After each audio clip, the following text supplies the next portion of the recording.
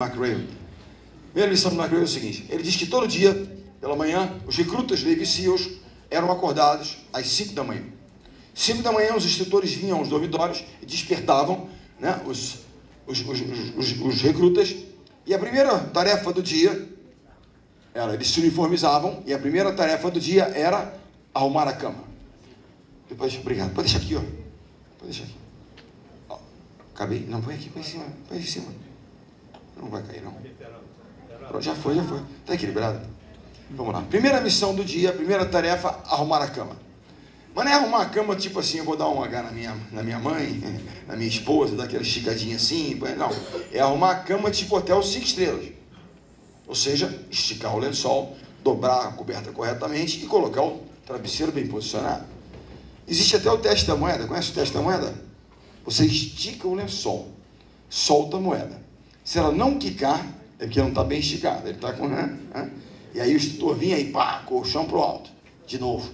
Colchão para o alto. De novo. E aquilo se repetia.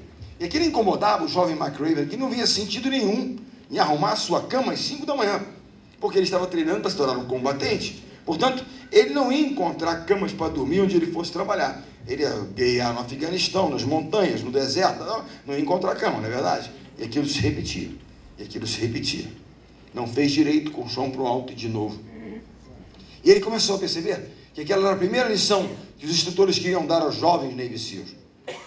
Que era o seguinte: se você não for capaz de realizar as pequenas tarefas do seu dia com excelência, o que será das grandes tarefas? Arrumar a cama não é uma tarefa de grande solicitação. Se você não for capaz de executar com excelência as pequenas tarefas do seu dia, o que será das grandes missões e tarefas do seu dia? Desenvolver hábitos de excelência. A disciplina tem a ver com isso. Desenvolver hábitos de excelência. Segunda lição, segundo valor trabalhado nessa pequena lição de arrumar sua cama todos os dias: humildade. Ninguém é tão grande que não deve e não possa realizar aquelas que parecem pequenas tarefas, pequenas atribuições. Não é verdade? Como arrumar a sua cama.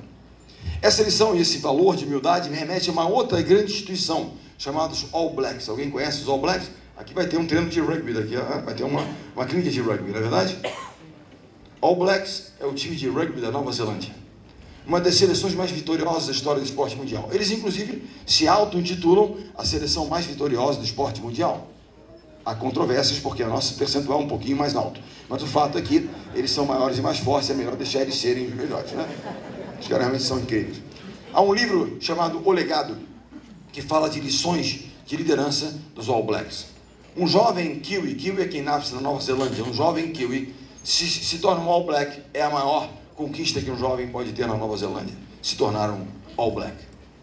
Nesse livro é uma história muito interessante que fala sobre o valor da humildade. É o seguinte: todo jogo de rugby é um jogo de confronto, de contraste, contato físico, suor, sangue, lama, né? Jogam na grama, aquela coisa toda. Quando termina a partida, os All Blacks vão para o vestiário. E o vestiário se torna uma lama, literalmente, fica muito sujo.